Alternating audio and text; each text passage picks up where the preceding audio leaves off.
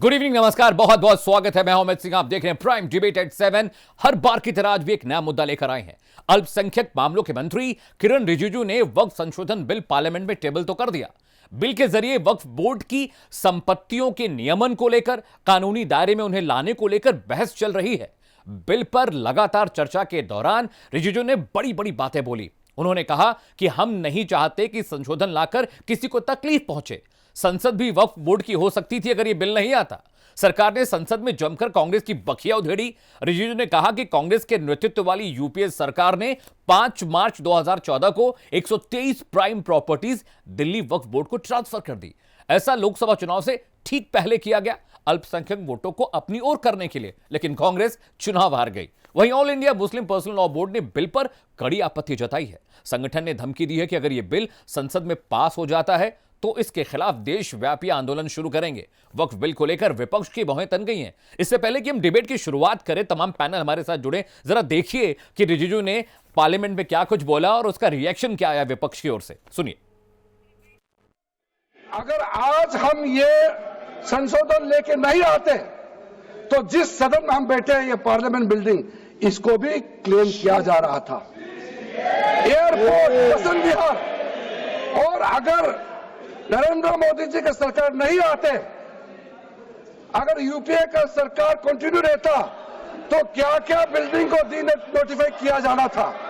123 property को तो D notify किया। मैं रिकॉर्ड में कह रहा हूं, अपने मन से कुछ नहीं कह रहा हूं, मैं ऑफिशियल रिकॉर्ड का बात बता रहा हूं। अध्यक्ष महोदय जी, ये वक्फ बोर्ड का जो प्रावधान किसी मस्जिद, किसी मंदिर, किसी धार्मिक स्थल का व्यवस्था का कोई लेना देना नहीं है। ये सिंपली एक प्रॉपर्टी का मैनेजमेंट का विषय है। ये कोई मुसलमान अपना ज़कात देता है, फितरा देता है, उसको हम पूछने वाला कौन होते हैं? ये आपका धार्मिक भावना से जुड़े हुए चीज है, उसमें सरकार का कोई लेना देना नहीं है। अध्यक्ष महोदय जी, ये वक्फ बोर्ड का जो प्रावधान किसी मस्जिद, किसी मंदिर, किसी धार्मिक स्थल का व्यवस्था का कोई लेना देना नहीं है। ये सिंपली एक प्रॉपर्टी का मैनेजमेंट का विषय है। ये कोई मुसलमान अपना ज़कात देता है, फितरा देता है, उसको हम पूछने वाला कौन होते हैं? ये आपका धार्मिक भावना से जुड़े हुए चीज है, उसमें सरकार का कोई लेना देना नहीं है। लेकिन ये वक्फ प्रॉपर्टी का मामला है, लेकिन वक्फ प्रॉपर्टी का मैनेजमेंट करता है, मुतवालिज करता है। ये आपको इतना बेसिक ये फर्क जो है, अगर समझ में नहीं आते या जानबूझ करके आप नहीं समझना चाहते हैं, तो मेरा पास इसका कोई इलाज नहीं है। कि नया एक बिल लाने की जरूरत है। मैं तो बस इतना ही पूछना चाहूंगा कि ये bill ministry of minority affairs ने बनाया या किसी और दूसरे विभाग ने बनाया? कहां से आया ये बिल? कहां से आया?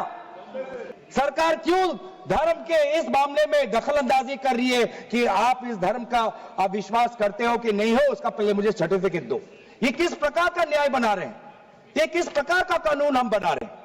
अध्यक्ष महोदय, मैं कहना चाहता हूं, ये जो बिल लाया जा रहा है, भारतीय जनता पार्टी में एक मुकाबला चल रहा है। भारतीय जनता पार्टी के अंदर मुकाबला चल रहा है कि खराब हिंदू कौन बड़ा है। और ये बात अध्यक्ष महोदय मैं ऐसे ही नहीं कह रहा हूं। देखिए, आज मुसलमानों पर हमला है, कल ईसाइयों पर होगा, परसों सिखों पर होगा। लगातार जो है इस तरह के हमला बीजेपी जो है करने का काम करेगी। भाजपा के लोग नौकरी रोजगार के बारे में, महंगाई के बारे में, देश की अर्थव्यवस्था के बारे में बात नहीं करते, शिक्षा चिकित्सा के बारे में बात नहीं करते, किसानों की बात नहीं करते। लगातार जो है देश को तोड़ने का काम, भाई को भाई से लड़ाने का काम में ही लगे हुए हैं। तो आपने सरकार का बयान सुन लिया, विपक्ष बिलबिलाया हुआ है बिल आने के बाद। लेकिन बड़ी बात यह भी है कि आखिर इसकी परिणति क्या होगी। हालांकि जो मुस्लिम समुदाय वो कह रहा है कि वो देशव्यापी आंदोलन करेगा। लेकिन प्राइम एजेंडा में कुछ अहम सवाल भी खड़े उठे हैं, जिनके बाद हम डिबेट की शुरुआत करेंगे। तमाम पैनलिस्ट हमारे साथ जुड़ेंगे। पहला सवाल जो प्राइम एजेंडा में है कि आखिर सरकार के दखल से वक्फ इतना बिलबिलाया क्यों है, परेशान क्यों है? गैर मुस्लिमों को वक्फ में शामिल करने से आखिर विरोध क्यों है? उससे क्या हो जाएगा? प्राइम विवाद की जो प्रॉपर्टी है उसकी अगर सुनवाई कोर्ट में होती है तो उसमें दिक्कत क्या है? ट्रांसपेरेंसी आएगी। और चौथा बड़ा सवाल कि वक्फ बोर्ड अपनी मनमानी क्यों करना चाहता है, क्यों नहीं नियमितताएं आने देता है? और पांचवा और अहम बड़ा सवाल, वक्फ बोर्ड प्रॉपर्टी ऑडिट से डर क्यों रहा है? अगर हर चीज पाक और साफ है, अगर हर चीज बिल्कुल क्लीन है, तो आखिर ऑडिट हो जाने दीजिए, सरकारी नुमाइंदों को उसमें आने दीजिए, महिलाओं की उसमें भागीदारी बढ़ने दीजिए। लेकिन इन तमाम मसलों पर बातचीत करने के बजाय विपक्ष लगातार सरकार पर हमलावर है और साथ ही साथ धमकियां दे रहा है कि वो आंदोलन करेगा। लेकिन इससे पहले कि हम तमाम मसलों के निष्कर्ष तक पहुंचे, एक बड़ा पैनल मेरे साथ जुड़ रहा है। लगातार हम उनसे इस बारे में डिबेट भी करेंगे और हम उनसे समझने की कोशिश करेंगे कि आखिर क्या मसला है। लेकिन जरा एक ग्राफिक देखिए और समझिए। रेलवे सेना के बाद वक्फ सबसे अव्वल, यानी सेना के बाद और आर्मी के बाद और रेलवे के बाद सबसे अधिक प्रॉपर्टी अगर किसी के पास है तो वक्फ बोर्ड के पास है, यानी टोटल जमीन से तीसरे नंबर पर वक्फ आता है। साथ ही साथ हम आपको बता दें कि वक्फ के जो एजेंडा है उन पर सरकार ने बात की और सरकार ने कहा कि आखिरकार क्या दिक्कत है अगर आप उसको ऑडिट होने दें, आखिर क्या दिक्कत है अगर विवाद की सुनवाई कोर्ट में हो, आखिर क्या दिक्कत है अगर कलेक्टर के पास वो मामला जाता है, और अगर महिलाओं की भागीदारी इसमें बढ़ती है तो आखिर दिक्कत क्या है? इन तमाम मसलों पर पार्लियामेंट में लगातार बहस होती रही और अभी भी बिल पर चर्चा लगातार हो रही है। वक्फ बोर्ड के पास कुल प्रॉपर्टीज की बात करें तो चल संपत्ति की संख्या 16,000 है। जरा सोचिए। इसके अलावा अगर अचल संपत्ति की बात करें, कुल संपत्तियों की बात करें तो 1.2 लाख करोड़ ऐसी प्रॉपर्टीज हैं जिस पर वक्फ दावा करता है। रेलवे और सेना के बाद वक्फ बोर्ड तीसरी ऐसी संस्था है जिसके पास सबसे ज्यादा जमीन है। रेलवे के पास 33 लाख एकड़, सेना की कुल जमीन की बात करें तो 17 लाख एकड़।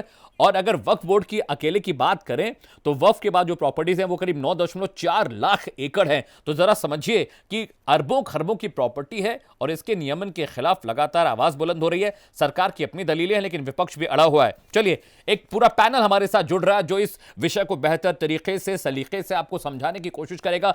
फटाफट मैं सबका तारुफ करा देता हूं। दीपक सोनकर जी हैं, बीजेपी का पक्ष रखेंगे, बीजेपी के प्रवक्ता हैं। संदीप त्रिपाठी जी हमारे साथ जुड़े हैं। संदीप जी बहुत बहुत स्वागत है। ये कांग्रेस का पक्ष रखेंगे शो के दौरान। साथ ही साथ मौलाना शहाबुद्दीन रजवी जी हैं जो कि अध्यक्ष ऑल इंडिया मुस्लिम जमात के, ये भी अपना पक्ष रखेंगे। मतीन खान साहब को आप जानते हैं, अक्सर हमारे साथ ये डिबेट में रहते हैं, इंडियन यूनियन मुस्लिम लीग से ताल्लुक रखते हैं, ये भी हमारे सवालों का जवाब देंगे। लेकिन सबसे पहले डिबेट की अगर हम शुरुआत करें तो हम संदीप त्रिपाठी के पास जाते हैं। त्रिपाठी जी, दिक्कत क्या है अगर नियमन हो जाता है, वक्फ की प्रॉपर्टी अगर डिजिटाइज हो जाती है, सरकारी नुमाइंदे उसमें हो जाते हैं, ट्रांसपेरेंसी आएगी, दिक्कत क्या है? पहली बात तो दिक्कत आपके इंट्रो से मुझे है जी। अभी आपने इंट्रो में कहा कि विपक्ष बिलबिलाया हुआ है। आप में हिम्मत है कि कह दीजिए कि सत्ता पक्ष बिलबिलाया हुआ है? अरे बिल तो वही लेकर आए हैं। ये बिलबिलाया क्या होता है पहले बताइए ना। बिलबिलाए का मतलब होता है आक्रोशित होना, परेशान होना, असहमत होना, किसी विषय पर रजामंद ना होना, अगर कोई चीज ना पसंद आए तो उसका विरोध करना। जी भाई, भाजपा को बिलबिलाने दो ना जी। आप कहे बिलबिला रहे हो महाराज? नहीं, हम बिल बिलाएंगे क्यों सर? सरकार ने अपना बिल रखा है और आप इसका विरोध कर रहे हैं, हम क्यों बिल बिलाए होंगे? हम बता रहे जी, बताते हैं। बिल में क्या है आप जानते हैं? जी बताइए। क्या है आप बता दीजिए। किस बात का आप समर्थन कर रहे हैं? बिल का उद्देश्य क्या है? हम समर्थन क्यों करेंगे सर? उद्देश्य क्या है? बीजेपी बिल लाई है, आप अपना पक्ष रखिए कि आपको क्या चीज नापसंद है जिस पर चर्चा होनी चाहिए। मतीन जी यहाँ पर बैठे हुए हैं, मैं उनसे चर्चा करूंगा। मौलाना शहाबुद्दीन यहाँ पर है, मैं उनसे पूछूंगा। जो स्कॉलर है, जो इस मामले के जानकार है, वो अपनी राय रखेंगे। आप मेरी राय क्यों जानना चाहते हैं? आप इसलिए जानना चाहते, आपके इंट्रो में जो अभद्र भाषा का इस्तेमाल विपक्ष के लिए हुआ उस पर मेरी घोर आपत्ति है जी। आज सही चीज है जी, सत्ता से ज्यादा सत्ता वालों को दिक्कत है जी। ये जो संघी लोग जी, ये जो संघी लोग चेहरा लगा के सत्ता की दलाली करते हैं, उनसे ज्यादा दिक्कत है जी। बनेंगे पत्रकार और करेंगे दलाली सत्ता की जी, उनसे दिक्कत है जी। अब आते हैं मुद्दे पे जी। अभी आपने कहा अमित बाबू कि रेलवे के बाद जी सर्वाधिक जमीन है वक्फ के पास, रेलवे और सेना के बाद। हाँ ठीक है, रेलवे और सेना के बाद जी, और उसका नियमन करना चाहते हैं तो इसमें क्या दिक्कत है?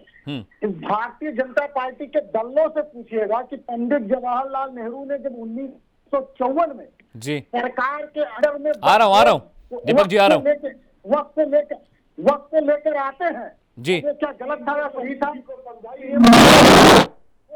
गाली दोगे।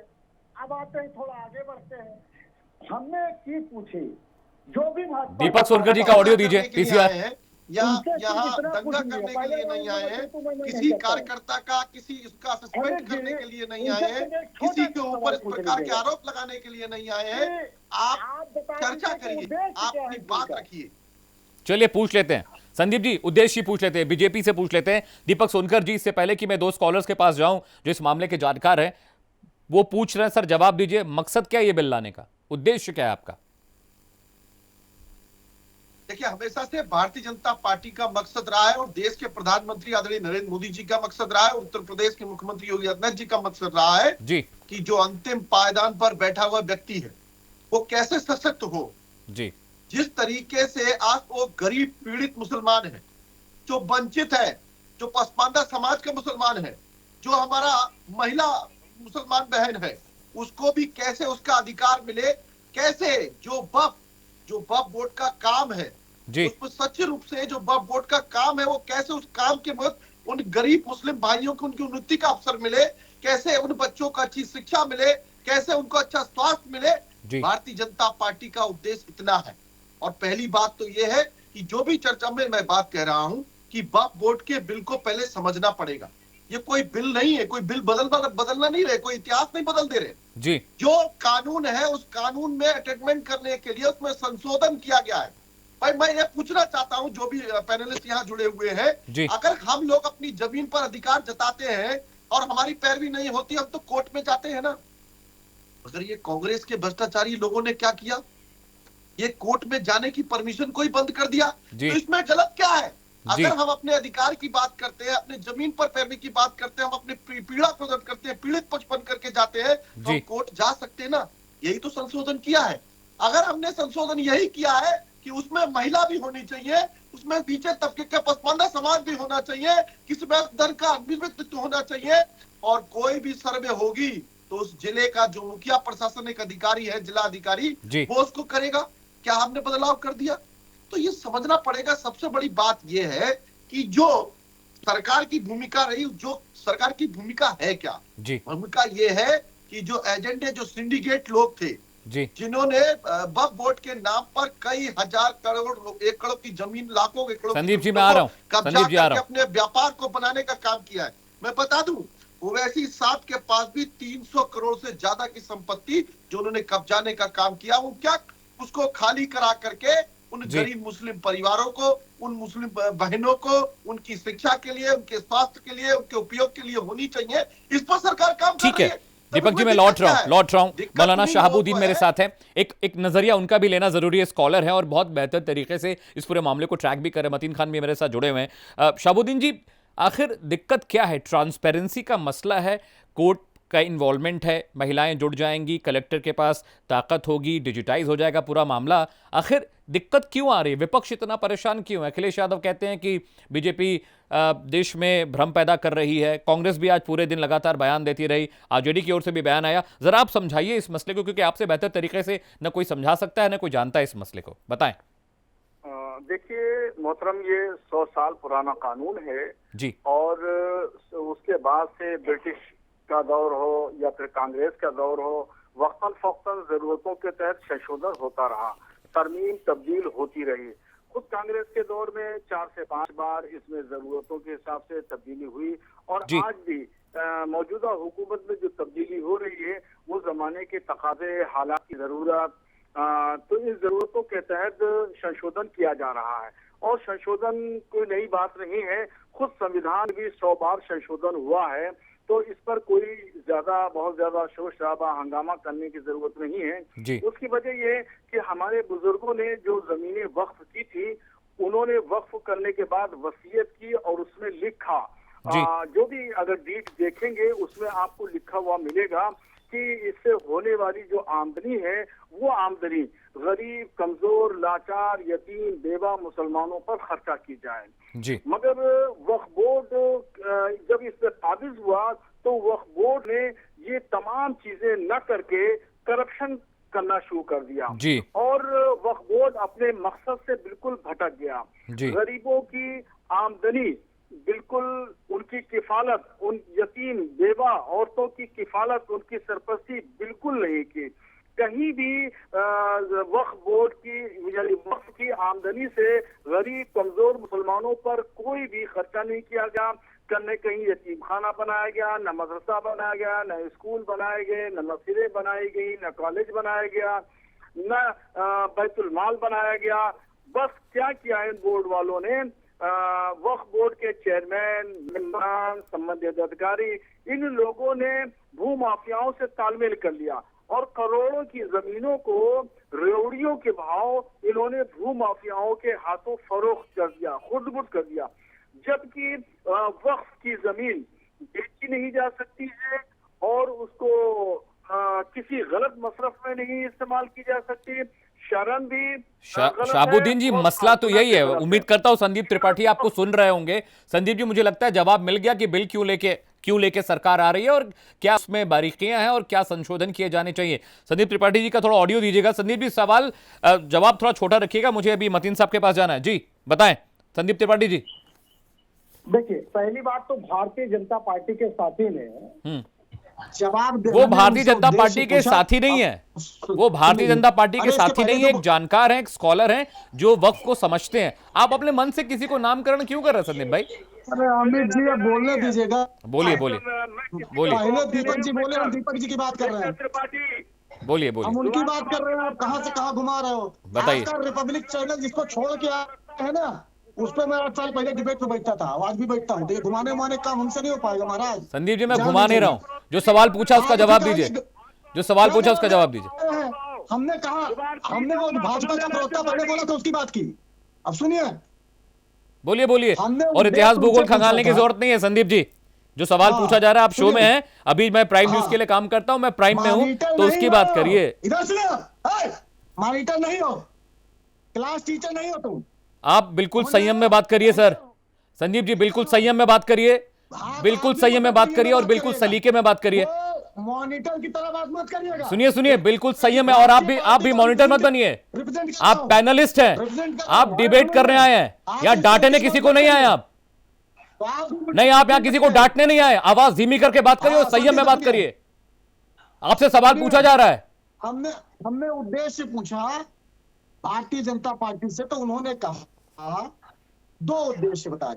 एक बताया कि किसी के जमीन पर अगर वक्फ ने किसी हिंदू भाई की जमीन पर कर दिया तो कैसे संरक्षित होगा, कोर्ट नहीं जा सकते। उनको नहीं पता है कि बाबरी विध्वंस का से लेकर आज लाखों मामले कोर्ट में चल रहे हैं वक्फ के, उनको नहीं पता, कोर्ट नहीं जा सकते। ये पढ़े लिखों की जमात है या मूर्खों की जमात है, पहली चीज। दूसरी चीज, उन्होंने बताया कि इसका उद्देश्य उसके नियमन को लेकर है, किस तरीके से हम ट्रांसपेरेंसी लाना चाहते हैं। अभी उसके बाद हमारे एक स्कॉलर ने बोला, जरा उनसे पूछिए कि वक्त के उस बिल में कौन सा जो है सेक्शन ऐसा है जो गरीब मुस्लिमों को अधिकार देने की बात करता है। कानून पर नहीं जा सकता। दीपक, सुनकर मैं आ रहा हूँ। दीपक जी मैं आ रहा हूँ। संदीप जी को बात पूरी करने दीजिए। दीपक जी, मैं आ रहा हूँ। दीपक जी, मैं आपको पूरा वक्त दूंगा, पूरा टाइम दूंगा। संदीप त्रिपाठी बात पूरी कर लें।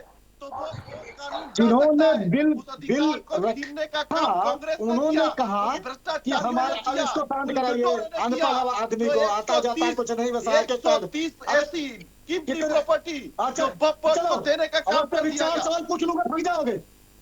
राष्ट्रीय प्रवक्ताओं से पूछ रहे मेरे बारे में। संदीप जी, मैं आपसे यही कहूंगा कि अगर हम फोकस डिबेट पे रखें तो बेहतर होगा। आपके बारे में जानकारी किसी को नहीं चाहिए पैनल पे। आप सवाल का जवाब दें, सवाल करें, पैनल के साथ इन्वॉल्व रहें, ठीक है? मैं किसी के बीच में बोला क्या? कोई आवश्यकता नहीं है किसी के बारे में। दीपक जी रुक जाइए। दीपक जी, मैं आपको वक्त दूंगा। Deepak ji, just hold on, let him put it point. Deepak ji, just hold on. Deepak ji 1 minute. Sandeep अपनी बात पूरी कर लें। दीपक जी 1 मिनट, मैं आपके पास लौट रहा हूं। Just give me 1 more minute. ठीक है संदीप जी, पूरी करिए बात। जी मैं सिर्फ ये जानना चाहता हूं, जो भी इस बिल का जानकार है मुझे वो सेक्शन बता दे जहां पर ये लिखा हो कि पसमानदा समाज के लोगों को जो वक्त से आय होगी उसमें हिस्सेदारी मिलेगी। कहां पर लिखा है, ताकि ये संदेश चाहे हम भी उसको बताएं लोगों को। ये कहीं पर नहीं लिखा है। एक तरफ जब वक्त ये संशोधन बिल आप प्रस्तुत करते हैं हमारे अल्पसंख्यक मंत्री जी, तो वो कहते हैं कि इसमें हमारी भूमिका सिर्फ निगरानी की होती है। कौन खर्च कहां पर कैसे होगा उसका हिसाब किताब वो करते हैं। वो कहाँ खर्च होगा वो इसके जिम्मेदार होते हैं। तो भैया इस बिल से कैसे हो जाएगा कि पसमानदा को मिल जाएगा, बोहरा को मिल जाएगा, फलाना को मिल जाएगा, महिला को मिल जाएगा? कहाँ पर ये बिल में लिखा हो? काहे गुमराह करते हो? ठीक है, ये है, ठीक है संदीप त्रिपाठी जी, आपने बात पूरी कर ली। ठीक है, देश को आग में झोंक देना चाहते हो बस। चलिए ठीक है, दीपक अपनी बात रखिए। मतीन साहब मैं आ रहा हूँ ऑफिस आता हूँ, आपको मैं मौका नहीं दे पाया हूँ, बस मैं आपके पास तुरंत आ रहा हूँ। दीपक बात पूरी करिए, 1 मिनट आपके लिए। समाज के लोगों का हित मिल जाएगा जी। संदीप भाई ने हमारे भाई, जब पसमानदा समाज का इन्वॉल्वमेंट उस कमेटी और समिति में है ही नहीं, तो कैसे उनको अधिकार मिल जाएगा? अगर आज जो आपने लोगों ने 130 से भी ज्यादा प्रॉपर्टी बोर्ड के नाम कर दी गई, जो प्रॉपर्टियों के एजेंडा चलाते हैं, जो सिंडिकेट चलाते हैं, उन प्रॉपर्टियों को छुड़ाया जा करके उन प्रॉपर्टियों पर एक अच्छे स्कूल और संस्था जो पसमानदा समाज का व्यक्ति भी पड़ेगा, मुस्लिम भाई का हर एक व्यक्ति पड़ेगा, वो बेवा बहन के संरक्षण के लिए बनेगा, उस भाई के बच्चों के शिक्षा के भविष्य के लिए बनेगा। संदीप जी थोड़ा पढ़ लिख करके आ जाइए, करिए ये उल्टी जुली बातें मत करिए यहाँ पर। ठीक है, मतीन साहब को स्क्रीन पर दिखाइए। मतीन साहब आप एक स्कॉलर है, मुस्लिम स्कॉलर है, आप इस पूरे मामले को बहुत बारीकी से समझते हैं। आपने बीजेपी की बात भी सुन ली, आपने कांग्रेस की बात भी सुन ली, और मौलाना शहाबुद्दीन जी ने जो अपना पक्ष रखा आपने वो भी सुन लिया। मैं आपसे जानना चाहता हूं, क्या सच में ये बिल पास होने से, ये बिल आने से वक्फ बोर्ड के साथ जो कामकाज का तरीका है, सलीका है, वो खराब होगा, या आपको लगता है ट्रांसपेरेंसी आएगी थोड़ी, जिस तरह की बातें सरकार ने आज संसद के पटल पर रखी हैं? देखिए, ये बिल आने से और ये बिल पेश होने से जी जो बहुत से लोग हैं जो आस्तीनों के सांप थे वो निकल के बाहर आ गए जी, जिसमें खास करके नीतीश और नायडू जो भ्रष्ट और बेईमान लोग थे जी। आप देखिए कि नीतीश के नायडू के बारे में जी, कि नायडू जब विधायक बने हैं तो उनके पास स्कूटर नहीं थी प्रॉपर। आज अरब की प्रॉपर्टीज है। ये सारे बेईमान लोगों ने ये सब सरकार से डरते हैं और सरकार से डर करके इन्होंने इस तरह के मामला किए हैं। सरकार की हिमायत में इन्होंने ये खड़े हुए हैं। इसी तरह से नीतीश बाबू भी हैं, जसवंत सिंह साहब भी ऐसे ही हैं। वो क्या नाम है, जसवंत नाम है ना जी। और इसी तरह से वही रामविलास पासवान के बेटे। खैर, अब मेन बात है, देखिए जो वक्फ तरमीम बिल है जी, बार बार जो किरण रिजिजू जी कह रहे हैं कि साहब पसमानदा मुसलमानों को, कमजोर गरीब नादार मुसलमानों की फलाह बहबूद होगी। फिर ये कहा जा रहा है कि मुस्लिम महिलाओं को बराबर का जो है वो 2 महिलाएं जो हैं वहां पर आरक्षित की जाएंगी। फिर अब ये बताइए कि ये अमली तौर पे है या ज़बानी तौर पर है? अगर अमली तौर पे है तो भारतीय जनता पार्टी में कितने पसमानदा मुसलमान एमएलए, एमपी, विधायक या एमएलसी हैं?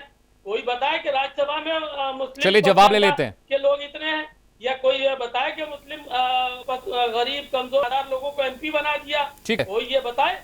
दीपक Sonkar respond to this. Deepak Sonkar ji respond. हमारे उत्तर प्रदेश सरकार में मंत्री दानिश आजाद अंसारी जी पसमानदा समाज से जाकर के आप पहले जांच कर लेना, और उत्तर प्रदेश के अध्यक्ष जी से लेकर के ऐसे बहुत सारे कार्यकर्ता जो हर वर्ग से, हर समाज से आते हैं, जो अंतिम पायदान के पद पर रखे हैं, जिनको कोई पूछता नहीं था, जिनको नकारने का काम किया गया था, आज उनको भी नेतृत्व देने का काम भारतीय जनता पार्टी ने किया है। मैं सवाल यही खड़ा होता होता है कांग्रेस के प्रवक्ता जी से भी और इनसे भी कि भाई अगर ये पारदर्शिता करने की आवश्यकता है, संशोधन करने की आवश्यकता है, तो इस पारदर्शिता से दिक्कत क्या है? उस गरीब परिवार के मुस्लिम भाई से उसकी हितकारी योजनाओं से उनको दिक्कत क्या है? उनको दिक्कत इससे है कि संदीप आ रहा हूं, दुकानें बंद हो जाएंगी। संदीप आपके पास आ रहा हूं, इनकी दुकानें इसलिए बंद हो जाएंगी कि हजारों करोड़ों एकड़ों की जमीनें जो इन्होंने हत्या के रखी है, आज वो उत्तर प्रदेश की जनता के सामने आ जाएंगी, देश की जनता के सामने आ जाएंगी, उस मुस्लिम परिवार के सामने आ जाएगी जो बरेली में भी कई लोगों की जमीनों को हत्या करके रखा है, जब तमिलनाडु के अंदर पूरे पूरे गांवों को हत्या करके रखा है, उस बेवा बहन को कोलकाता के अंदर उस बेवा बहन के जमीनों को हत्या के रखा है। तो जिन्होंने उन गरीब मुस्लिम बहनों की जमीनों को हत्याने का काम किया है, आज वो पारदर्शिता के तौर पर बदलने का काम होगा। आज इनकी जो सिंडिकेट के रूप पर जमीनों को हत्याने का कार्य करते हैं, ठीक है दीपक भाई, दुकानें बंद होंगी। दीपक भाई ठीक है, point taken, point taken, Medina साहब पॉइंट टेकन, ठीक है। संदीप त्रिपाठी के पास जाता हूं। संदीप जी मेरा एक सवाल है और फिर अपना आप उसमें ऐड ऑन करके बोलिएगा। अगर वक्फ की प्रॉपर्टी का संदीप जी ऑडिट हो जाता है तो ऑडिट से तो प्रॉब्लम नहीं होनी चाहिए। ऑडिट होने से ये पता चल जाएगा कितनी प्रॉपर्टी है, कहां है, क्या कीमत है, किसके पास है, कौन दावा कर रहा है। ऑडिट से भी दिक्कत है जी। अमित भाई क्या आपको पता है कि इसका ऑडिट ऑलरेडी होता है? जानकारी है या नहीं? अगर ना जानकारी हो तो जानकारी ले लीजिएगा। कागजी ऑडिट अलग होता है संदीप जी, और कागजी ऑडिट अलग है। रेवेन्यू के पास जमीन का लेखा जोखा होना चाहिए ना, मैं वो बात कह रहा हूं। जैसे दाखिल खारिज होता है, अमल दरामद होता है, ये तमाम प्रोसेस वक्फ की प्रॉपर्टी के साथ नहीं लगते हैं। अब अगर आप बोलने देंगे तभी मैं बोलूंगा। नहीं आप बोलिए बोलिए बोलिए मैं ऑथेंटिक बात रखता हूं, बोलिए समझ लीजिएगा। बोलिए। सदन में इनका जवाब है कि 99% वक्फ की संपत्तियों का डिजिटलाइजेशन हो चुका है। ये मैं नहीं कह रहा हूं, सदन में इनका जवाब है सत्ता पक्ष का। पहली चीज तो आप ये नहीं कह सकते कि पारदर्शिता, जो चीज डिजिटल हो चुकी 99.9%, तो आप ये नहीं कह सकते कि आप पारदर्शिता के लिए कर रहे हैं। पहली चीज, ठीक है। दूसरी चीज जी, ऑडिट इसका ऑलरेडी होता है। एडीएम प्रशासन, दीपक जी को बता दीजिएगा, इनको नहीं पता होगा। दीपक जी सुन रहे हैं, दीपक जी सुन रहे हैं। एडीएम राजस्व जो होता है जी, वो वक्त का अधिकारी होता है जी, जान लीजिएगा। वो डिस्ट्रिक्ट वाइज की बात कर रहा हूँ जी, जिला वार बता रहे हैं। डिस्ट्रिक्ट का मालिक होता है वक्त की संपत्ति की देख रेख और उसके नियमन और क्रियान्वयन के लिए। तो ये व्यवस्था पहले से है। अब ये आप ये कहेंगे कि फिर इसकी जरूरत क्या, फिर क्या दिक्कत क्या है? सच्चाई ये है, मैंने कहा कि ये खुद ही भ्रम में है और भ्रम फैलाते हैं। अमित भाई दो बातें समझिए। अभी भारतीय जनता पार्टी के साथी ने कहा कि वक्त की संपत्तियों पर गुंडों ने कब्जा कर लिया है, उस कब्जे से हमको वक्त की जमीन छुड़ानी है। अभी हमारे साथी ने कहा, तो मतलब आप मुस्लिम भाइयों की जमीन बचाना चाहते हो जी, जो किसी हिंदू भाई ने कब्जा कर ली जी, आप ये कह रहे हो। दूसरी तरफ आप हिंदुओं से कहते हो कि भैया ये जो मुस्लिम लोग हैं, चैनल है, सम्मानित चैनल है, आप रिकॉर्डिंग उठा के देखिए, मैंने कहा क्या है, झूठ क्यों बोल रहे हैं आप? ऐसा कानून बना रहे हैं कि जब चाहे आपकी जमीन ले सकते हैं। तो क्या हुआ? ये गुमराह कर रहे हैं देश के लोगों, ये लड़ाने का काम कर रहे हैं। सच्चाई ये है कि वक्त की जमीन को कैसे अडानी को देना है, कैसे अंबानी को देना है, कैसे छीन कर बड़े बड़े कॉर्पोरेट घरानों को देना है, उसके लिए रास्ता निकाल रहे हैं। वक्त की संपत्तियां, एक बात और मैं मजेदार कह दूं, ठीक है बताइए। वक्त की बहुत सारी संपत्तियों, सर एक मजेदार बात मैं कह देता हूँ, एथेंटिक चीज जी बताएं। चाहे वो दिल्ली में हो या कहीं ऑल इंडिया में, वक्त की बहुत सारी दुकानें भी हैं जो कि बहुत सारे हिंदू भाई चलाते हैं। दीपक मैं आ रहा हूँ, दीपक आ रहा हूँ। कम रेट में एग्रीमेंट हुआ है कि 25 रुपए मंथली किराया है और वो आज भी वही चला आ रहा है। मैक्सिमम किराया 40 रुपए, 100 रुपए, 200 रुपए, 500 रुपए। ठीक है, सच्चाई ये है, ठीक है संदीप भाई जवाब ले लें। है कि वो प्राइम लोकेशन की जमीन छीन कर ये अपने बड़े बड़े घरानों को दे दे ताकि उन छोटे दुकानदार भी बच जाए। ठीक है, जवाब ले लेते हैं। और कैसे ये बड़े बड़े लोगों के पास संपत्ति चली जाए। ठीक है, दीपक जी आपने सुन लिया आरोप कांग्रेस के, जरा जवाब दीजिए और समझाइए किस तरह से आप मैनेज कर रहे हैं इसको। जब डिजिटाइज हो चुकी है तो फिर ये ऑडिट का क्या नाटक है? देखिए, पहली बात तो ये है कि ये बिल जब गया था तो जेपीसी में गया था और जेपीसी में विपक्ष के लोग भी मौजूद थे जी। उसके बावजूद भी यहाँ पर आने की स्थिति आई। दूसरी बात, हमारे भाई संदीप भाई कह रहे हैं, इनसे ये बता दे कि क्यों आवश्यकता पड़ी 130 ऐसी कीमती प्रॉपर्टियों को जो वक्फ बोर्ड में शामिल कराने की जरूरत कांग्रेस पार्टी को पड़ गई। ऐसा क्यों संशोधन करा गया कि कोई व्यक्ति कानून के पास नहीं जा सकता। संदीप जी सुन लीजिए, संदीप जी आपने अपना पक्ष रखा, सुन लेते, दीपक जी को सुन लेते, फिर मैं आपको मौका दूंगा। संदीप भाई मैं मौका दूंगा, संदीप भाई मैं आपको मौका दूंगा, मैं आ रहा हूं आपके पास, आ रहा हूं। दीपक जी बात पूरी करिए, बात पूरी करिए। मुस्लिम परिवार के हितकार की योजनाओं से आपको दिक्कत है। आपके जो सिंडिकेट है, जो जमीनों के नाम पर लुटेरे बने बैठे हैं, उनके दुकानों को बंद होने से अब चलने वाली नहीं है, ये चलने वाली नहीं है। जो 300 एकड़ की संपत्तियां वक्फ के नाम पर अपने ब्रिटिश मॉल जैसे मॉल बना रखे हो, आप किस तरीके के बड़े बड़े व्यापार खोल रखे हो, वो चलने वाली नहीं है। ये निश्चित रूप से जो गरीब परिवार का हितकर, जो जिस वक्फ बोर्ड का काम था, जो वक्फ बोर्ड की योजनाएं थी, जिसके लिए मुस्लिम समाज ने, इस्लाम धर्म ने इस वक्फ बोर्ड को बनाने का कार्य किया होगा, उन बेवाओं के लिए, उन बच्चों के लिए, उस गरीब परिवार के मुस्लिमों के लिए, आज वही काम करने का कार्य भारतीय जनता पार्टी ने किया है। देश के प्रधानमंत्री नरेंद्र मोदी जी ने किया है। उसको पारदर्शिता लाने की जरूरत है। उन परिवार को हितकारी योजनाओं को जोड़ने की जरूरत है। उनकी अच्छी शिक्षा के लिए, अच्छे स्वास्थ्य के लिए, अच्छी व्यवस्थाओं के लिए कैसे उसको संरक्षण करने के बावजूद उसको उनके हितों को देने का कार्य किया जाए, ये कांग्रेस पार्टी कभी समझ नहीं सकती। केवल तुष्टीकरण की राजनीति के लिए उनके हित को नकारने का कार्य कर रहे हैं। केवल वोट बैंक की राजनीति के लिए उनके हितों को नकारने का कार्य कर रहे हैं।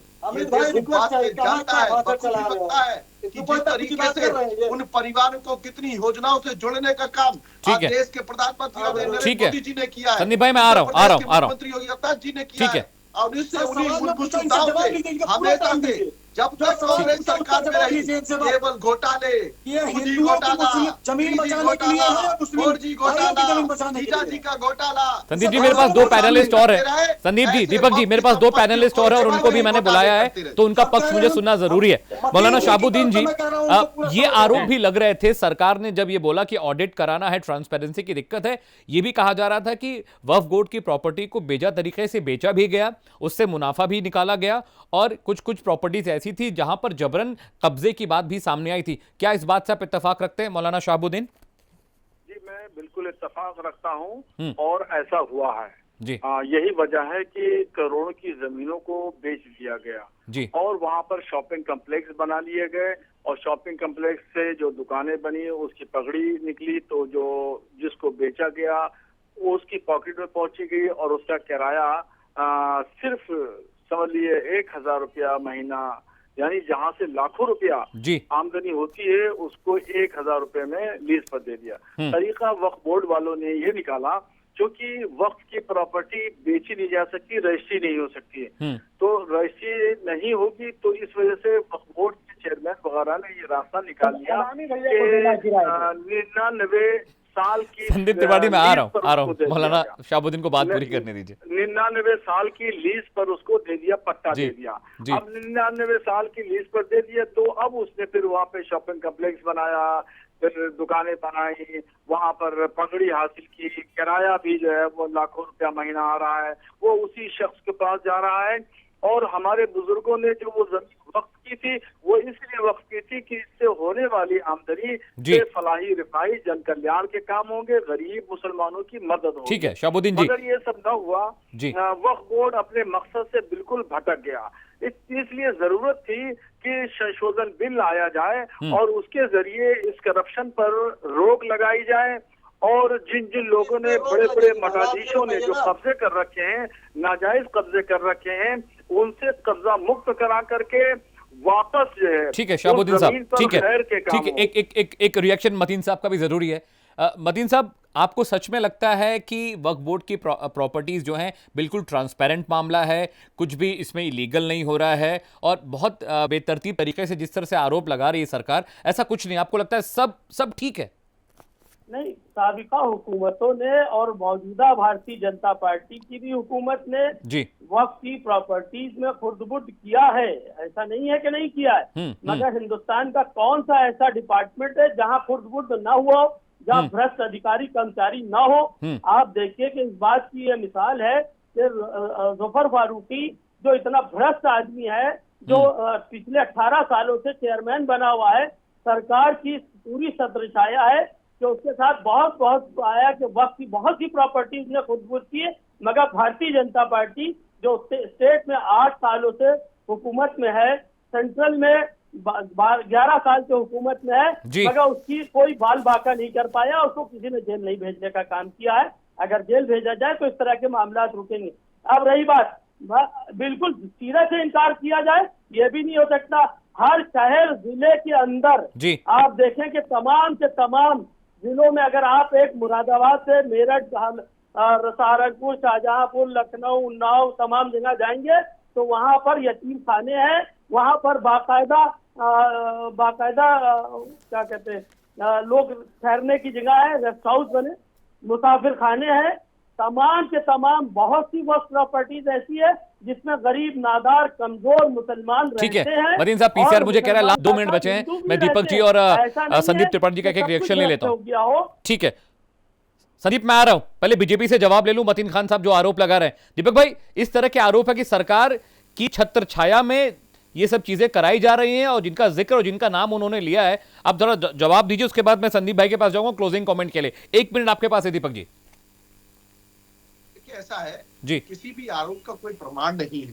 कहीं कोई आरोपी अगर सिद्ध होता है, उस पर आरोप सिद्ध होता है, तो भारतीय जनता पार्टी की सरकार में उत्तर प्रदेश के मुख्यमंत्री योगी आदित्यनाथ जी के तहत कानून के नियमों का पालन करते हुए, लॉ एंड ऑर्डर का पालन करते हुए उस पर कार्रवाई जरूर करी जी, और निश्चित रूप से कार्रवाई हुई है, बिल्कुल ईमानदारी के साथ जी। दूसरी बात तो यह है कि इस वोट के बदलाव से, इस बिल के बदलाव से क्या होने वाला है, ये सबसे पहले जरूरी समझने की चीज है, जो उत्तर प्रदेश की जनता समझती है, जो हमारे गरीब भाई मुस्लिम भाई है वो समझते हैं कि भाई किसी जिस प्रकार से भूमाफियाओं के खिलाफ एक कार्रवाई है, पहले किसी भी संपत्ति पर कोई दावा करने के लिए या वक्फ बोर्ड के जो प्रस्तावित कमेटी होती थी उस पर जाते थे, अब उसका अधिकार केवल सुप्रीम कोर्ट भी जा सकता है। ये अधिकार को जोड़ने का काम किया है। जिस तरीके से पहले कोई भी संपत्ति का सर्वे वक्फ बोर्ड की कमेटी करती थी, आज मतीन साहब हमारे वहां का जिला प्रशासन का अधिकारी करेगा। उस आपने अपना पॉइंट रखा है मतीन साहब, आपने अपना पॉइंट रख दिया। पसमानदा समाज के लोग भी होना चाहिए और अंतिम पायदान पर बैठा हुआ व्यक्ति भी होना चाहिए। इस बात की मिटमिट की है। और जो संपत्ति से हमारा मुआवजा आता है, लास्ट 10 मुझे संदीप जी के पास जाना। दीपक जी, मस्जिदों के काम से हित मिलता है या पुरातन संपत्तियों से उसका हितकारी मिलता है, तो गरीब परिवार के हित की, ठीक है, point taken. Sandeep Tripathi ji last comment है, आपके पास 60 सेकंड है, क्लोजिंग कमेंट संदीप जी। अमित जी, पहली बात तो भारतीय जनता पार्टी की असलियत आप अभी दीपक भाई ने खोल दी जी, बता रहे बार बार जी, हम ये बिल वक्त की संपत्ति को बचाने के लिए लेकर आ रहे हैं। अच्छी बात है, भले आपका उद्देश्य नहीं हो, लेकिन आपको कहना पड़ रहा है। लेकिन जो आप दूसरी तरफ बताते हो कि हिंदू भाई की जो जमीन बचाने के लिए ये लेकर हम आए हैं, हिंदू भाइयों को संतावना देते हो, तो मतलब आप झूठ बोलते हो। तीसरी चीज मैं सिर्फ ये कहूंगा कि ये मुस्लिम भाइयों को जलील करने के लिए, उनको ये जाहिर करने के लिए कि आप इस देश में 2 दर्जे के नागरिक हो, चाहे वो आपके धार्मिक मामले हो, चाहे आपकी संपत्ति हो, हम जब चाहेंगे जैसे भी चाहेंगे वैसे करेंगे, और जब चाहेंगे। प्राइम न्यूज के बड़े चैनल पर यहाँ संदीप जी बैठ करके झूठ बोल रहे हैं, इनको शर्म आनी चाहिए। ठीक है, ठीक है, मोदी जी को नहीं आई जब चले गए। संदीप जी समय थोड़ा वक्त कम है, पीसीआर मुझे क्लोजिंग के लिए कह रहा है। आप तमाम पैनल्स का बहुत बहुत शुक्रिया। दीपक जी बीजेपी की तरफ से अपना पक्ष रख रहे थे, बहुत बहुत शुक्रिया। संदीप भाई आपका बहुत बहुत शुक्रिया। मतीन साहब बहुत बहुत शुक्रिया जुड़ने के लिए। साथ ही साथ मौलाना शहाबुद्दीन भी हमारे साथ थे। देखिए, इस बिल पर अभी भी चर्चा लगातार सदन में हो रही है, वोटिंग होना बाकी है और वोटिंग के बाद ये मसला तय होगा कि आखिर ऊंट किस करवट बैठता है। फिलहाल मेरे साथ प्राइम टाइम एजेंडा एट 7 में आज के लिए इतना ही, लेकिन तमाम देश और दुनिया की बड़ी खबरों के लिए आप देखते रहिए प्राइम न्यूज।